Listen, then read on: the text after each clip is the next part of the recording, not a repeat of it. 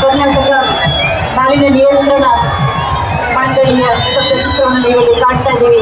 ನಾವು ನಮ್ಮ ನೆಲವನ್ನು ಕಾಪಾಡಿಕೊಳ್ಳಬೇಕು, ಪರಿಸರವನ್ನು ಕಾಪಾಡಿಕೊಳ್ಳಬೇಕು ಎನ್ನುವಂತ ಸಂದೇಶವನ್ನು ಹೊತ್ತುಕೊಂಡಿರುವಂತಹ ಚಿತ್ರ.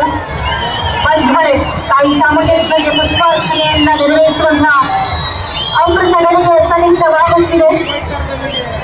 ಅಭಿಮನ್ಯು ತನ್ನ ಗಾಂಭೀರ್ಯವಾದಂತಹ ನಡಿಗೆಯೊಂದಿಗೆ ಒಂದೊಂದೇ ಹೆಜ್ಜೆಗಳನ್ನು ಇರುತ್ತಾ ಭಾವಿಸಿ ಬರ್ತಾ ಇದ್ದಾರೆ.